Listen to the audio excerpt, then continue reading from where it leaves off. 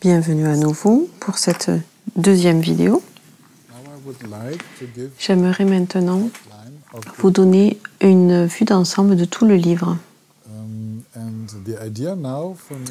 Pour moi, l'idée maintenant est de vous donner une idée claire de la façon dont Dakpota Shinamgyal structure son enseignement. Certains d'entre vous sont peut-être du genre spontané et qui n'aiment pas les structures, mais en fait, connaître la structure sous-jacente à un enseignement aide énormément pour le comprendre.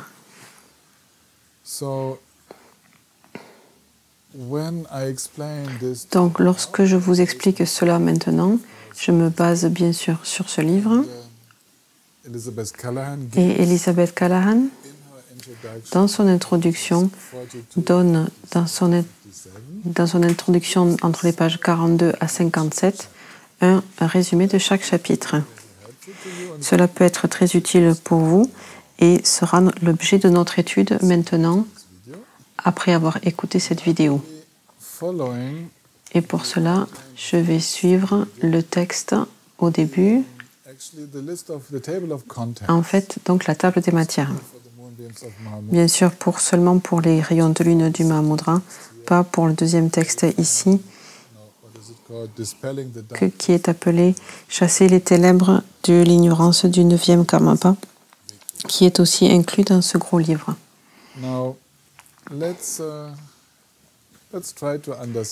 Donc, essayons de comprendre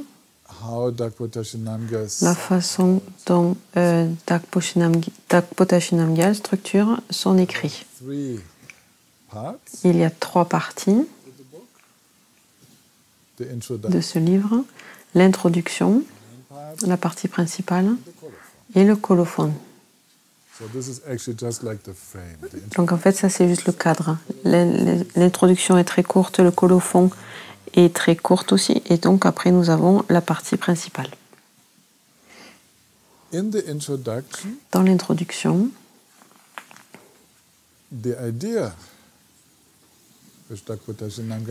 l'idée de Dakpota Shinamgyal était de nous dire pourquoi nous méditons sur la nature de l'esprit.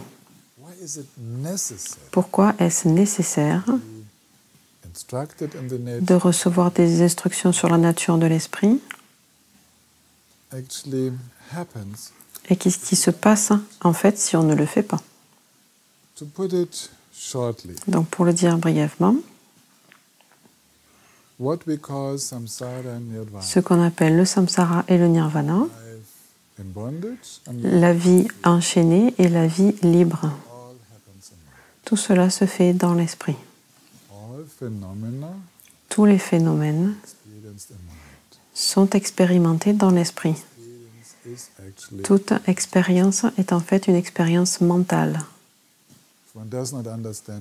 Si on ne comprend pas l'esprit, si on ne maîtrise pas l'esprit, on ne se libérera pas. Le problème de base du fait de ne pas méditer sur la nature de l'esprit, c'est que l'on perd son temps. On peut être en mesure de calmer son esprit et même d'entrer certains samadhis, des absorptions profondes, mais on n'est pas libéré. Cet état temporaire de calme mental ne crée pas le changement fondamental dans notre perception, dans notre façon d'être, de voir, de percevoir, qui est nécessaire pour devenir un être parfaitement éveillé et libre. Et si on utilise toute situation, toute expérience de vie pour méditer sur la nature de l'esprit, pour la regarder, pour faire des investigations et puis pour s'ouvrir en elle et pour rester en elle,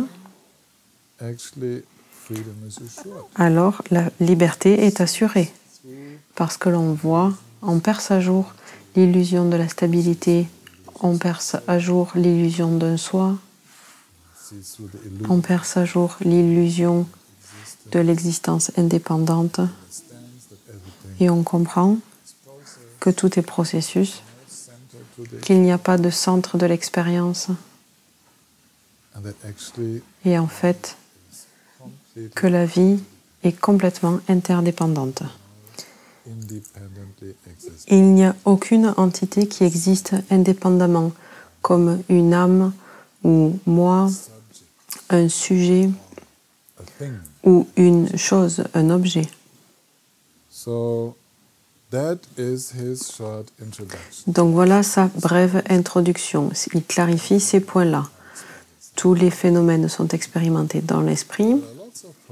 Il y a de nombreux problèmes si on ne médite pas sur la nature de l'esprit et de grandes vertus au fait de méditer sur la nature de l'esprit.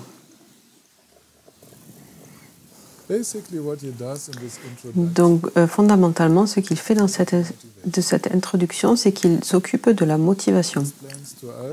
Il nous explique le sens sous-jacent du livre, de tout l'enseignement.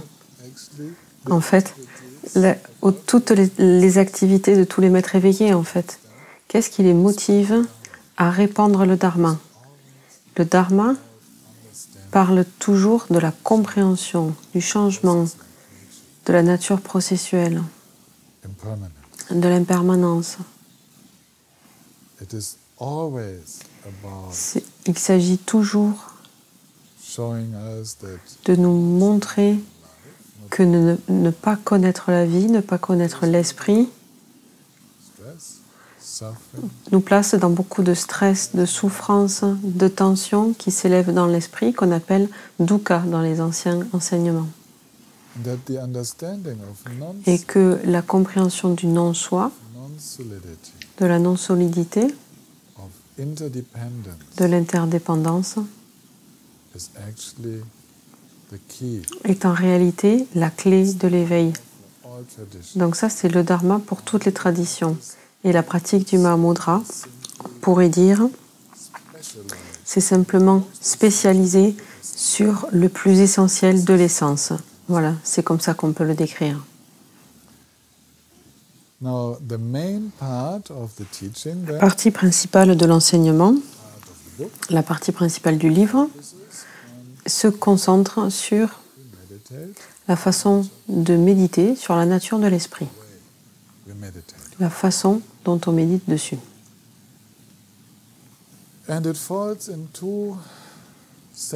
Elle est divisée en deux sections, cette explication principale. Et je trouve que c'est très habile ce que Dakpota Shinamgyal fait ici. Il dit, d'abord, regardons ce qui est commun à toutes les traditions bouddhistes, l'approche commune de la méditation sur la nature de l'esprit. Shamatha et Vipassana. Le calme mental et la vision profonde. Donc dans cette section, sur l'approche commune de la méditation, qui est donc la première partie du livre, il établit tout d'abord Shamatha et Vipassana comme étant les termes clés, les pratiques clés de la méditation, le calme mental et la vision intuitive. Puis dans le deuxième chapitre, il passe à l'explication de la façon de cultiver Shamatha, le calme mental. Dans le troisième chapitre, comment on cultive habituellement Vipassana, la vision profonde. Et puis, comment, dans toutes les traditions, on médite sur la vue. Ou dans cette compréhension qui s'élève. Et cette compréhension de la vue, ce qui veut dire voir avec les yeux du Bouddha, c'est ce qu'on appelle ici la vue. Voir, percevoir avec les yeux du Bouddha. Ce n'est pas une vue intellectuelle, ce n'est pas une vue philosophique, une opinion. c'est voir avec de moins en moins de voiles. Et dans ce chapitre, en fait, il parle du fait d'enlever les doutes, les questions que nous avons sur l'esprit, sur la vie, comment ça marche, etc. Donc avec cette première section, tout le monde qui a reçu les bonnes instructions, dans quelque forme de méditation, tradition de méditation que ce soit, qu'on a aussi aujourd'hui sur cette planète, trouvera les points communs. Par exemple, moi j'ai aussi commencé dans la tradition Theravada. Je trouve tellement de points familiers là-dedans. Et bien que dans certains monastères zen, il y ait très très peu d'instructions qui soient données, on trouve aussi une compréhension basique de cette compréhension, bien que le zen, ce soit une tradition qui pointe directement, une tradition qui est basée sur l'essentiel. Donc tous ceux qui ont reçu une formation trouvent une base commune. Et il n'y a pas d'écart, il n'y a pas de différence. Et Dakpotashi Namgyal montre qu'il est très conscient de ce qui est la base commune. Et puis il consacre la deuxième partie de l'enseignement principal dans le livre à l'approche particulière du Mahamudra. C'est ce qu'on appelle la deuxième partie dans le livre.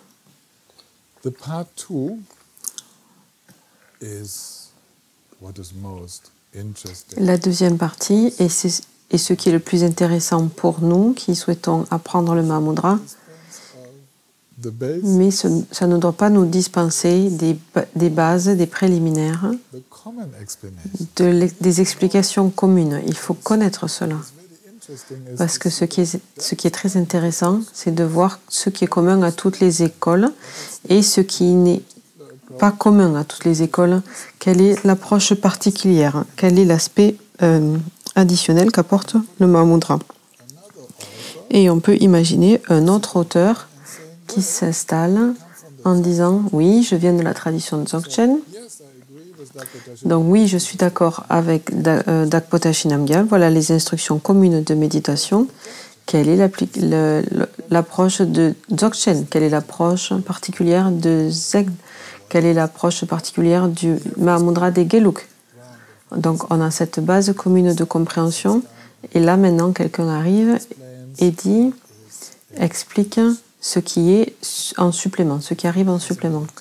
Et pour moi, en tant qu'enseignant de méditation, je vois qu'en fonction de l'étudiant qui est en face de moi, parfois il faut que je me base sur les enseignements communs de la méditation. Ce n'est pas forcément le moment de donner des instructions spécifiques de Mahamudra. Et à d'autres moments, l'étudiant, le pratiquant, a besoin d'instructions spécifiques de Mahamudra pour surmonter un obstacle dans la pratique qui sera plus facilement résolu par ce type d'instruction. C'est très utile de savoir à quel moment on se place sur une base commune et à quel moment on est dans les instructions qui pointent directement, qui finalement ne sont pas basées sur la séparation de pratique entre shamatha et vipassana. En fait, c'est une séparation artificielle. Et dès la fin de l'approche de la méditation commune, Dakpotashi Namgyal pointe directement à quel point shamatha et vipassana sont pratiqués ensemble. Dans cette section, il distingue également deux approches à la méditation sur la vue, sur la vision profonde, une qu'il appelle la méditation analytique et une qu'il appelle la méditation du repos, la méditation du calme. Et il explique les rôles de l'approche analytique et du fait de se poser, de s'installer dans la compréhension qui s'élève. Et il chasse certaines mécompréhensions sur le point où l'analyse peut nous mener et le point où jusqu'où la méditation de repos peut nous amener. Et il prépare la base pour nous aider à comprendre que le fait de pratiquer Mahamudra consiste en le fait de rester, de demeurer, de se reposer dans la vue, de se poser dans la vue. L'analyse utilise l'intellect, utilise la sagesse discriminante, une capacité à regarder et à comprendre, à différencier. Et cette compréhension ouvre un espace non conceptuel. Puis nous devons avoir la capacité à nous installer, à nous poser simplement là-dedans. C'est différent repos d'une certaine façon, dans lequel il y a encore un observateur, un point de référence dualiste, un objet de méditation. Ces méditations du repos avec point de référence ne peuvent pas nous conduire au-delà du samsara. Et donc continuer avec la méditation analytique une fois que l'esprit s'est déjà ouvert dans l'état non conceptuel, dans la dimension de la vue, alors à ce moment-là, continuer avec la méditation analytique serait une erreur. Parce que nous engagerions à nouveau dans des processus dualistes. Donc, en passant en revue les 4 premiers chapitres, nous en arrivons à comprendre que shamatha et vipassana sont tous les deux nécessaires et que l'idéal, c'est quand ils sont combinés. Lorsque nous utilisons le calme mental avec la clarté qui en résulte pour faire des investigations sur l'esprit, on peut avoir cette investigation avec un certain degré d'approche d'investigation et puis on lâche à nouveau l'approche d'investigation et on demeure dans la compréhension qui pourrait ressembler à faire un shamatha, mais en fait, shamatha sans point de référence et shamatha sans centre. C'est le lâcher-prise dans l'ouverture naturelle de l'esprit. Donc il prépare la base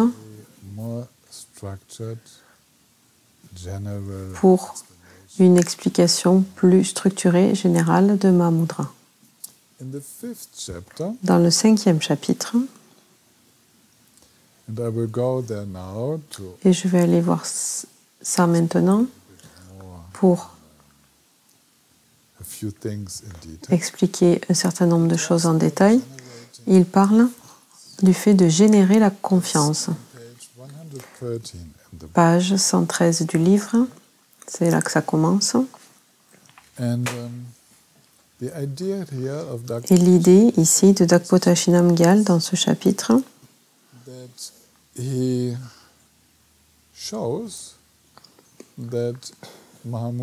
c'est qu'il montre que Mahamudra, en tant qu'approche,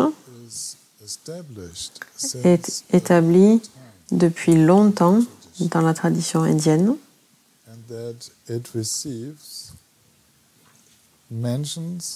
et qu'elle est mentionnée dans les sutras, donc des enseignements du Bouddha et les sutras du Mahayana, ainsi que dans les tantras,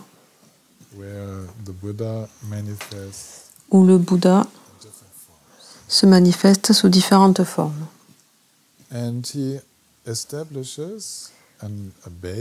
Et il établit une compréhension basique de ce qu'est l'essence du Mahamudra,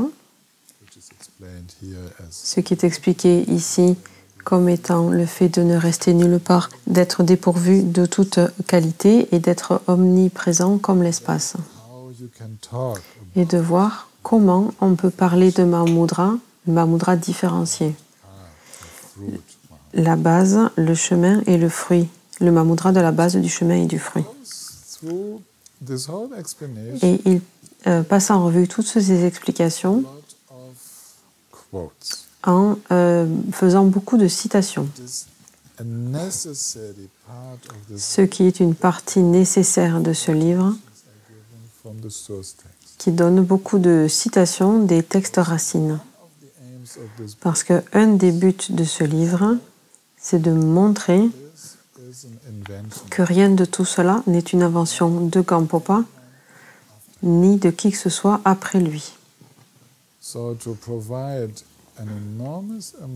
Donc, afin de donner un grand nombre de citations pour toutes les affirmations qu'il fait, pour souligner ses propos. C'était une habitude au Tibet, et ça devrait être une habitude aujourd'hui, mais nous ne sommes pas assez érudits pour être en mesure de faire autant de citations.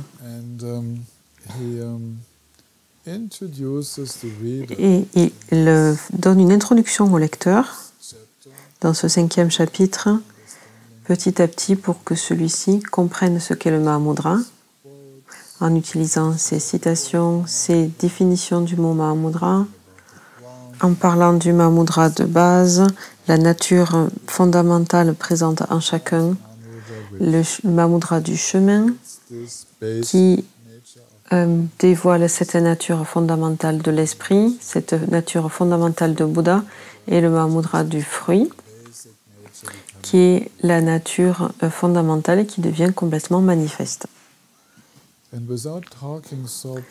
Et sans parler de façon si précise de cela, la confiance qui est créée dans ce chapitre est que tout le monde a cette nature de l'esprit et que tous les enseignants nous encouragent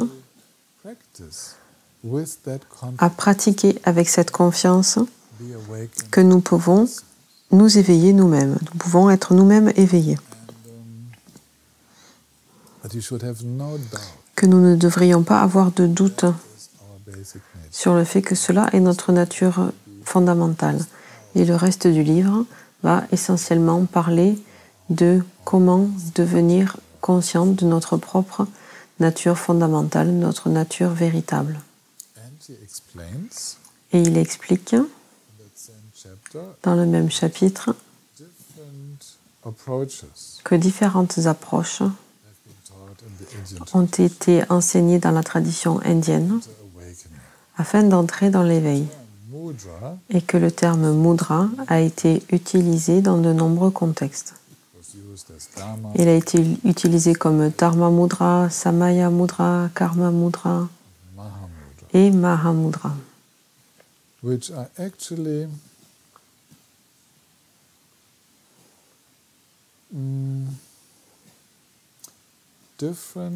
qui sont en fait différentes façons d'entrer dans l'éveil.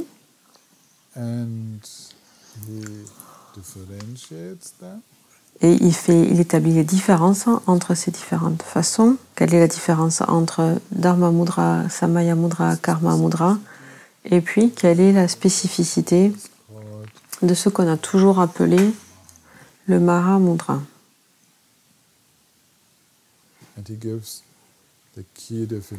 Et il donne les définitions clés. Ok, qu'est-ce que c'est? Par exemple, il dit, et là je suis page 125, vacuité et doute avec les manifestations les plus sublimes, félicité inchangeable et goût unique. C'est ce qu'on appelle le Mahamudra. En fait, Mahamudra est un terme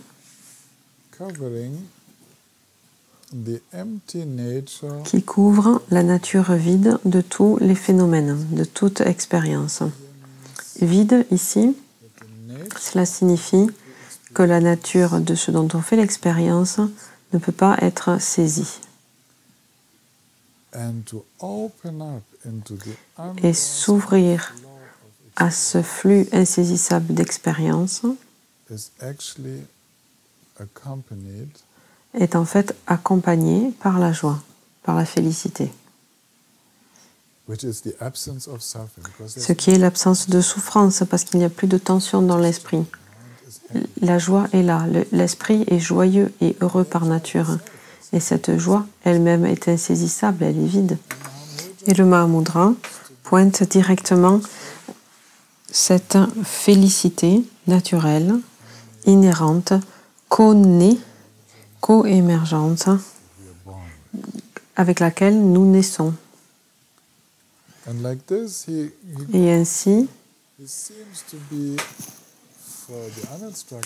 pour la personne qui ne connaît pas tout cela, il semble être dans beaucoup d'explications techniques dans ce 5e chapitre important, mais en fait, il y a une séquence, une organisation dans la façon dont il parle, et en fait, il va de plus en plus profondément dans le sujet, vers des façons de plus en plus profondes de décrire la nature de l'esprit.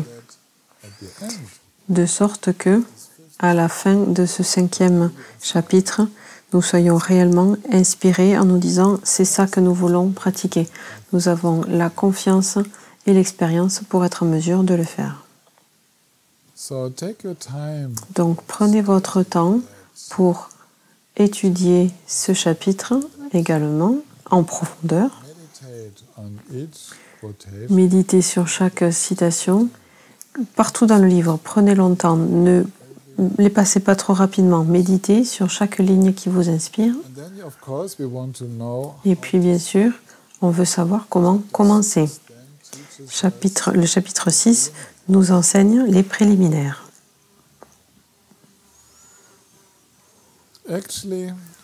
En réalité, les préliminaires ont deux sens ici. Il y a les préliminaires à chaque session de méditation qui consistent à développer cette profonde motivation de la bodhicitta, directement donner à notre esprit la direction de l'éveil, détendre l'esprit. Et puis, il y a les préliminaires spécifiques. Les préliminaires célèbres de développer le refuge et la bodhicitta avec les prosternations de tout le corps, le mantra de 100 syllabes de Vajrasattva, de purifier tous les sentiments de culpabilité, de honte, ce manque de confiance en soi, pour développer une profonde confiance en sa propre nature de Bouddha, puis la pratique de générosité avec l'offrande symbolique du mandala et le Guru Yoga. Et après ces préliminaires qui nous occupent habituellement pendant au moins 1 an, 2 ans, 3 ans, tout en méditant déjà en silence, on commence à comprendre et à traverser ce processus préliminaire d'ouverture de façon très rapide. Et on est en mesure d'aller dans cette ouverture, par exemple, juste en récitant les prières d'ouverture, la prière de refuge, les 4 illimités. Et dans ces prières, on se tourne vers le refuge, on se rappelle qu'on est les fils et les filles des Bouddhas, on souhaite partager cela avec tous les êtres, et puis ces 4 qualités illimitées d'amour, de compassion, de joie et d'équanimité, et à ce moment-là, on est prêt à méditer. À ce moment-là, ça se fait très rapidement et très naturellement grâce aux préliminaires extensives qu'on a faites précédemment. Dans le 7e chapitre, il dit « Ok, il y a différentes approches du Mahamudra. » Et particulièrement, il veut que nous soyons très au clair sur le fait qu'il y a différents types de pratiquants. Il y a ceux qui ont vraiment besoin d'instructions graduelles, ceux qui ont vraiment besoin des instructions qui pointent directement. Et la plupart d'entre nous bénéficieront certainement d'un mélange des deux. Et puis il dit, ok, pour ceux qui ont besoin des instructions graduelles, le chapitre 8 et 9 ici sont les instructions graduelles du Mahamudra sur Shamatha et Vipassana. Donc, il répète les sujets de la première partie où il a donné la base commune des pratiques de Shamatha et de Vipassana. Et maintenant, il donne ces instructions dans la tradition du Mahamudra. Et nous-mêmes, nous pouvons voir la différence entre les deux. Comment est-ce que c'est pratiqué réellement? Et qu'est-ce qui est la même chose? Donc ça, ce sont les instructions progressives, graduelles.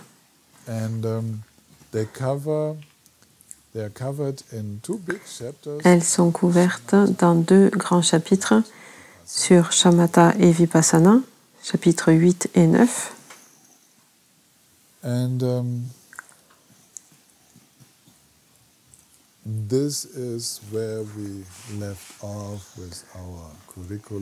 Et c'est là que nous sommes arrêtés dans notre programme de stage.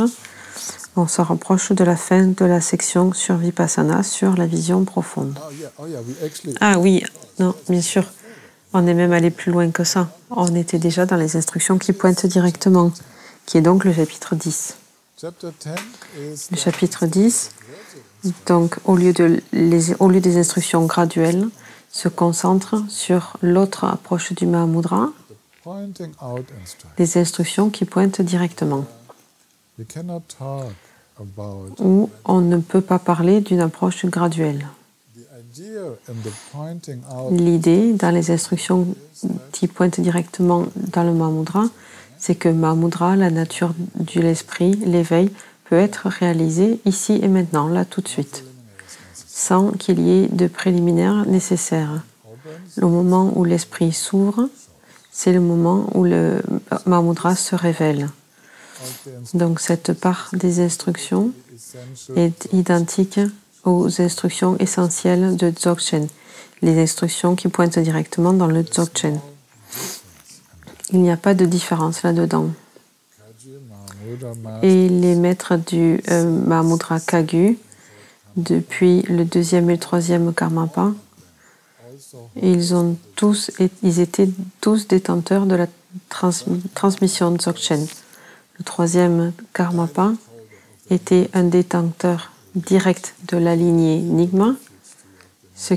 Il apparaît dans l'arbre de refuge de la tradition Nyingma en étant l'enseignant essentiel de Logchen-pa, celui qui a clarifié l'approche Dzogchen pour la tradition Nyingma. Mais depuis ce temps, tous les maîtres de Mahamudra de la lignée Kagyu ont aussi reçu des transmissions Dzogchen. Ça faisait aussi partie de notre retraite de recevoir des transmissions de Dzogchen de la part de Gentun Rinpoche, qui était aussi un maître Dzogchen, pas seulement un maître de Mahamudra. Et de la même façon que le 3e Karmapa Ranchuk Dorje, tous nos enseignants depuis nous ont toujours montré l'identité essentielle de ces deux approches. Donc dans le 10e chapitre, Dakpotashi Namgyal décrit un ensemble d'instructions qui pointent directement et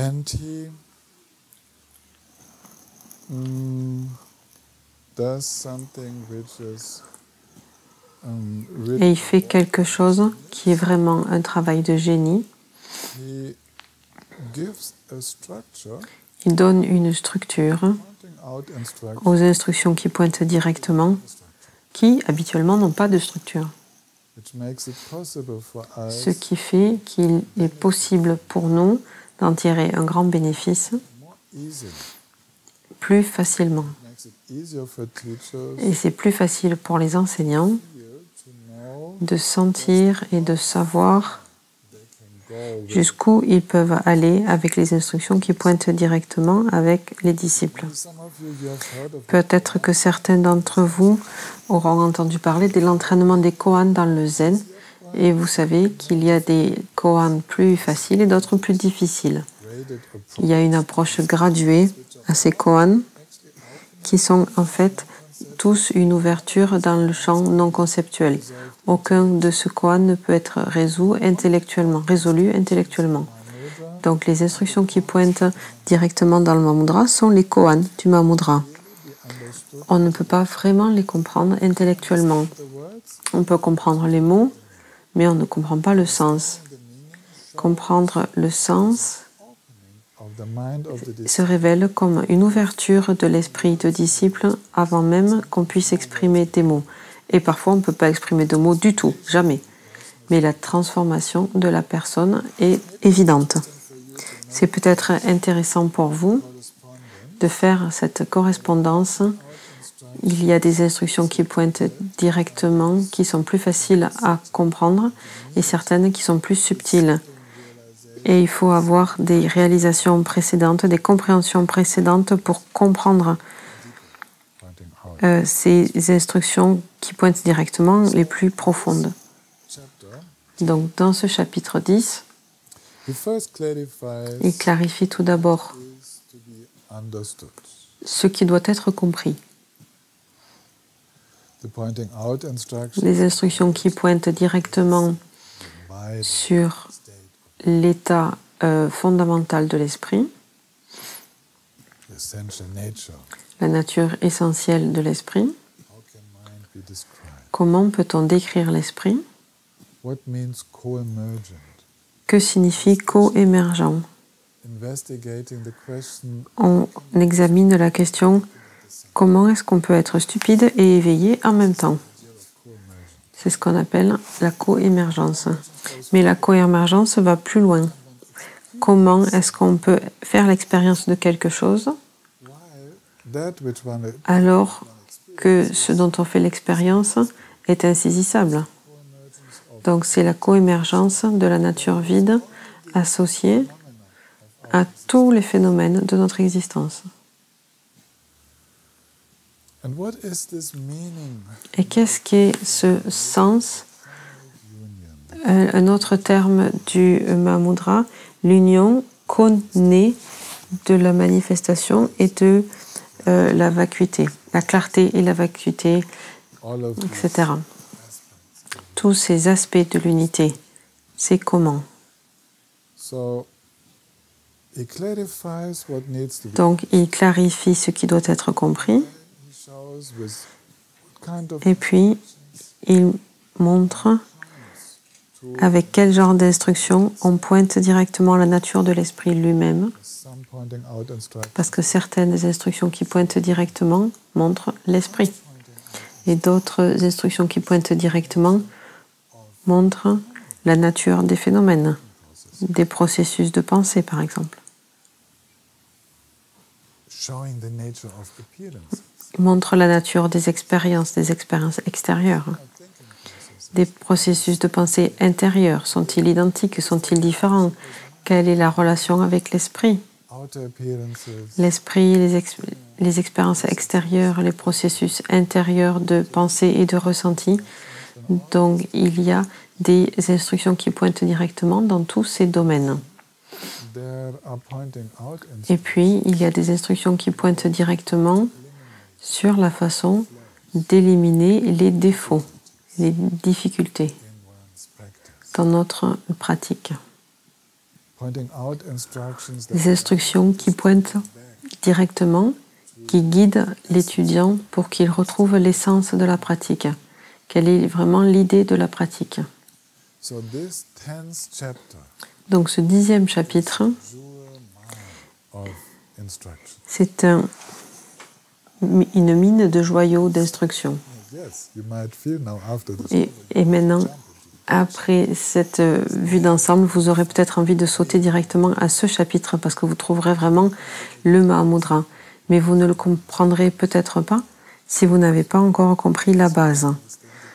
Donc, si vous ne comprenez pas le 10e chapitre, lisez les 9 précédents et pratiquez-les. Et ayez la patience de les mettre en pratique parce qu'à ce moment-là, vous serez sûr de comprendre. Un maître de Mahamudra donne les instructions qui pointent directement lorsqu'il ou elle sent que le moment est venu pour cette remarque-là. Et cette remarque, elle vient spontanément. On n'a pas un registre d'instructions qui pointe directement dans notre esprit. C'est pas on sort cette carte, on joue cette carte, et dans une autre situation, on joue cette carte. Non, c'est pas ça. Les instructions qui pointent directement d'un maître de Mahamudra apparaissent spontanément en cause des difficultés pour l'étudiant à être dans le Mahamudra. Et puis, spontanément, les instructions qui pointent directement montrent à quel point ça peut être simple. Et cette indication de la simplicité que l'on peut connaître paraît paradoxale à l'esprit intellectuel. Parce que ça ne passe pas les étapes habituelles du raisonnement intellectuel, de l'esprit intellectuel que l'étudiant peut avoir fait lui-même ou elle-même. Il faut avoir une instruction qui pointe directement et qui va en dessous et qui vont nous aider à voir de façon évidente les tendances naturelles de l'esprit ou à les percer à jour. Et de trouver de nouvelles façons d'être. Donc les instructions qui pointent directement indiquent des façons d'être, de voir qui sont l'esprit d'un Bouddha. C'est ça qu'elles nous indiquent. Elles pointent vers le Mahamudra. Comment un être dans le Mahamudra fait l'expérience de la réalité. Ils viennent de cette dimension.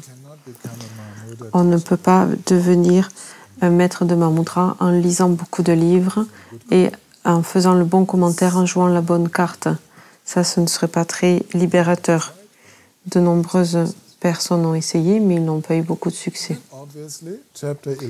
Et puis, évidemment, chapitre 11 nous donne une idée de la façon dont on peut maintenir Mahamudra une fois qu'il s'est élevé.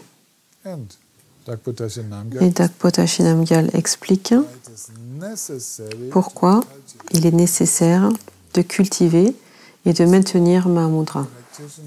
Parce qu'ici, les pratiquants comme moi-même et d'autres pourraient penser qu'une fois qu'on a compris, cela suffit.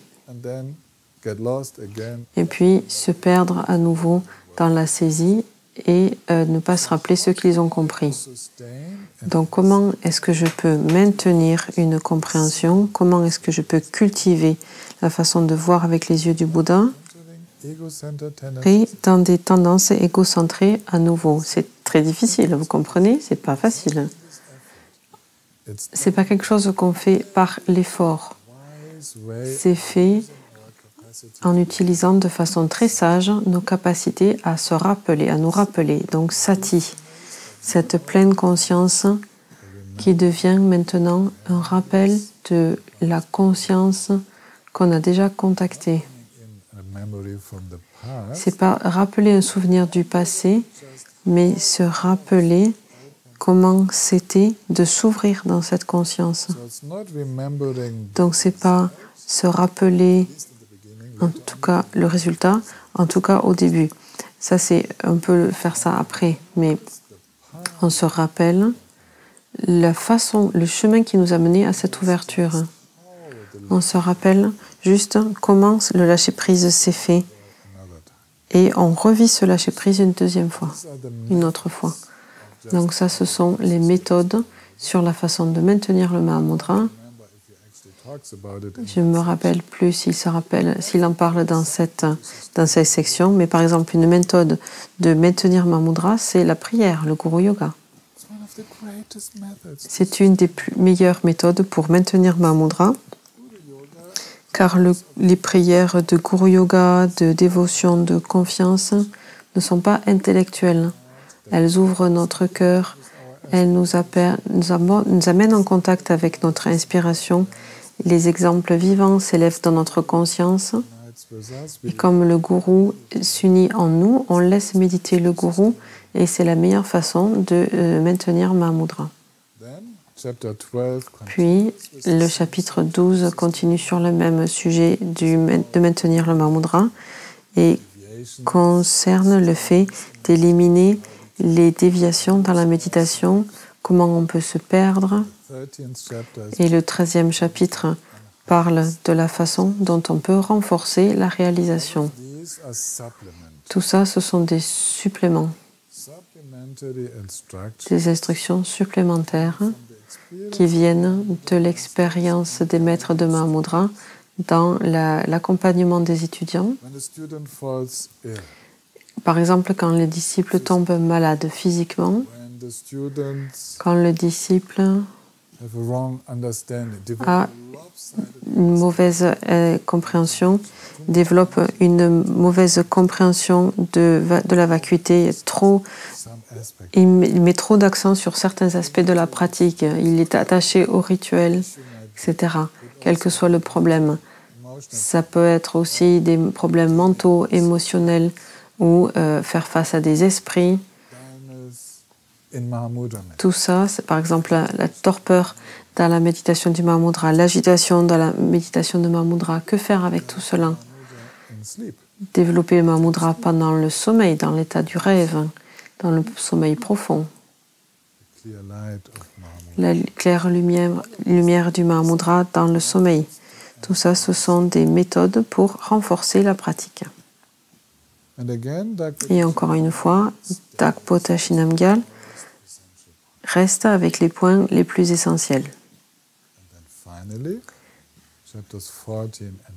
Et puis finalement, chapitres 14 et 15, il décrit comment la réalisation se développe.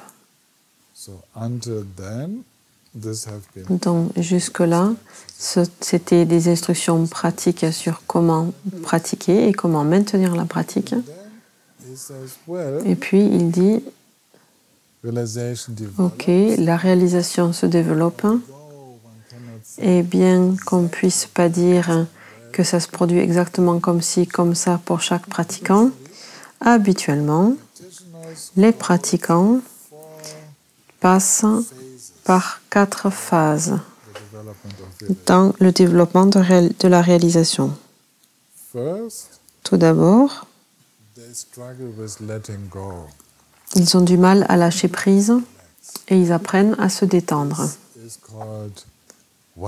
C'est ce qu'on appelle l'esprit dirigé en un point, ce niveau-là de la pratique. Il y a une dominance de l'expérience de shamatha dans l'esprit pointé en un point. La conscience est très petite. On ne peut pas dire pourtant qu'elle n'est pas là, parce que la compréhension s'approfondit et des moments de lâcher prise commencent à apparaître. Ça, c'est le premier yoga de l'esprit en un point. Et puis, lorsque la réalisation arrive à un point crucial de transformation de notre façon spontanée de faire face aux situations, à ce moment-là, on entre dans le yoga de la simplicité. La simplicité signifie que dans une situation, habituellement, surtout dans la méditation, mais ensuite aussi dans l'activité, l'esprit se détend au-delà de l'observateur, au-delà du sujet-objet. L'esprit s'ouvre et ne réagit pas avec une croyance dans le soi, dans une expérience du soi. Donc la transformation cruciale est que, avant qu'on ait vraiment compris le non-soi, on a compris à un certain niveau que le fait de s'attacher à un soi, à ses idées de stabilité, est la source de la tension. On a déjà compris cet état d'esprit détendu, mais maintenant cela s'ouvre tellement qu'on ne croit plus en un soi. On ne peut plus croire en un soi. On a vraiment l'impression que c'est une erreur. Et on ne peut même plus réétablir le soi en lequel on croyait précédemment. On ne peut pas revenir en arrière. Il y a une véritable réalisation. On a vu la réalité et on ne peut pas revenir dans l'ancienne illusion. Elle va essayer de revenir dans cette phase de pratique, elle sera en fait dominante la plupart du temps. Ces tendances habituelles d'attachement émotionnel, de saisie émotionnelle, de complications émotionnelles, elles seront présentes. Mais on ne se croit pas soi-même. On est en colère, mais on ne croit plus à notre colère comme avant. On a du désir et on ne croit plus notre propre désir. Il y a quelque chose en nous qui est plus fort qu'avant. Et si on laisse faire cette compréhension qui est déjà là et qu'on la laisse se manifester, cette phase qui est dépourvue d'élaboration va nous amener à la phase du goût unique. Et ça veut dire qu'on est devenu très simple dans notre approche. On lâche toute saisie sur les apparences de façon très rapide. Le goût unique signifie que maintenant, ce qui va arriver le plus souvent, c'est que les situations seront expérimentées dans leur nature insaisissable. Et vous n'avez pas besoin de vous dire ça à vous-même. Vous n'avez pas besoin de vous rappeler que les phénomènes sont vides. Ils apparaissent spontanément eux-mêmes et ils sont vides par nature. C'est un grand soulagement. Et il faut encourager cela également. Du petit goût unique au goût unique moyen au grand goût unique, jusqu'à ce que ça devienne absolument naturel. De sorte que ce soit présent presque tout le temps. Que la nature à la fois insaisissable et claire des phénomènes soit une évidence.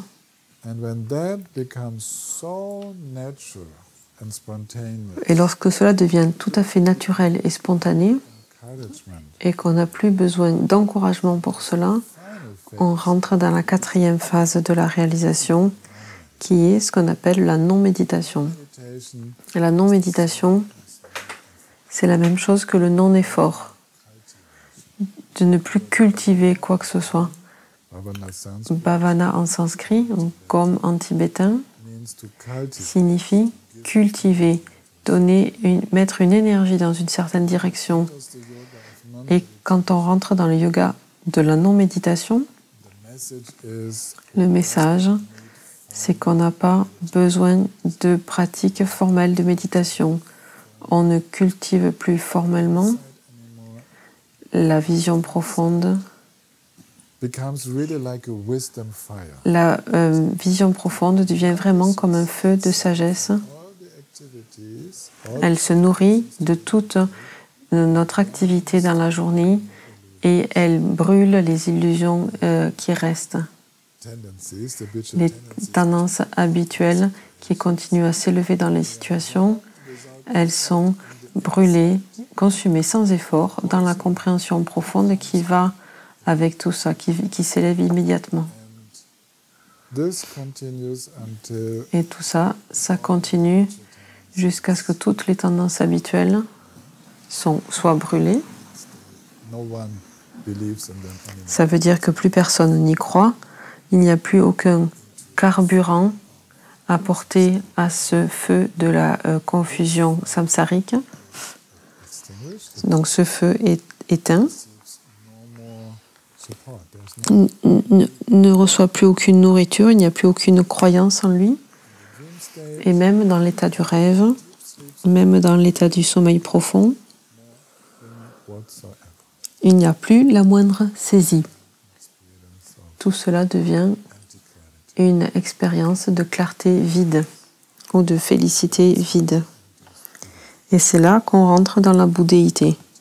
La fin de la non-méditation et donc l'éveil complet. Donc, dans le chapitre 14, Dakpotashinam Gyal nous donne une vue d'ensemble des 4 yogas. Et dans le chapitre 15, il explique comment les 4 yogas, il explique en détail comment les 4 yogas se développent. Et à la fin du chapitre 15, il dit aussi comment tout cela peut être corrélé aux enseignements sur les 10 bhumis, des bodhisattvas, qu'on appelle parfois aussi les 13 bhumis. Et quand on inclut les préliminaires et la bouddhéité, et donc y compris les 10 bhumis, et il explique les 4 yogas du Mahamudra et la relation avec les 5 chemins, les 5 façons de réaliser l'éveil qui sont décrites dans les sutras du Mahayana. Ce chapitre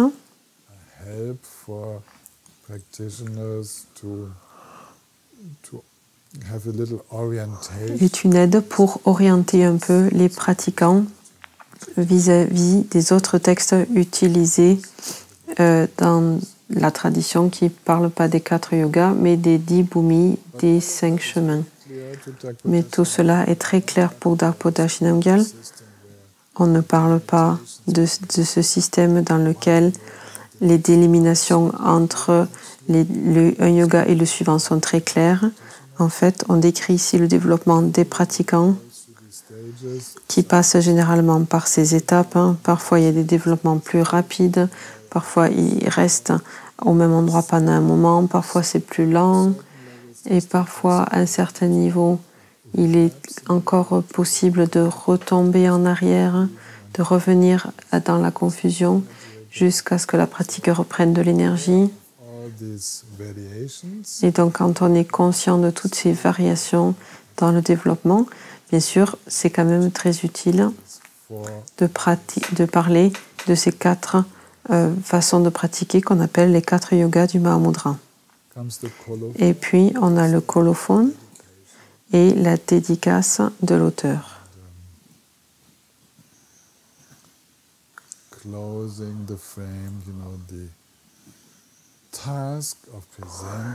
Et puis, pour clôturer tout ça, présenter le Mahamudra d'une façon accomplie, compréhensible. Et la bodhicitta et le Guru Yoga comme étant les aspirations principales du maître qui écrit ce livre. Cela est mentionné dans les dernières phrases de façon très rapide. Donc ça, c'était la vision d'ensemble, la vue d'ensemble du livre. Introduction, partie principale, colophone, et la partie principale contient les instructions communes à toutes les écoles, les instructions particulières du Mahamudra, les deux ayant des composantes shamatha et vipassana qui doivent être pratiquées comme une unité. Et puis ici, dans les instructions particulières du Mahamudra, comment rester dans l'unité de shamatha et de vipassana, comment maintenir cette vision profonde, comment vivre dans la vue du Mahamudra, comment vivre la compréhension profonde. Et puis ce qui vient de là, les difficultés qu'on rencontre, comment les résoudre et comment la réalisation se met en place, se développe. Donc ça, c'est la structure du livre. Donc en fait, c'est très simple, c'est très clair. On passe de la compréhension commune à l'approche particulière du Mahamudra, où on suit également une approche graduelle, où l'on passe de la pratique fondamentale du calme mental jusqu'à la pratique de la compréhension profonde, à quel moment, là où les deux s'unifient, et puis comment rester dans cette unité. Et voilà. Et puis, si vous avez cette structure, si vous la connaissez, bien sûr, il vous faudra probablement lire le livre une première fois, puis vous le lisez une deuxième fois, et à ce moment-là, peut-être vous pouvez l'ouvrir à n'importe quel endroit et vous saurez où vous êtes et où en est Dakpota Shinamgyal et de quoi il parle là maintenant. Parce que vous sentez que, ah oui, ça correspond à mon expérience. Donc j'ai commencé par cette façon commune de pratiquer, puis j'ai des instructions qui pointent directement, Et puis, ah oui, et puis il y a eu ça, etc. Et tout cela fait du sens pour vous. Et vous vous sentez chez vous.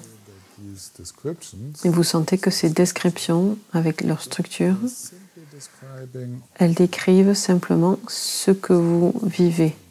C'est comme ça que c'est pour moi, en tout cas. Ça a l'air très intellectuel, en fait. Mais Dakpota Shinamgal, du début à la fin, parle de son expérience directe. Qu'il décrit simplement la maison de tous les Bouddhas.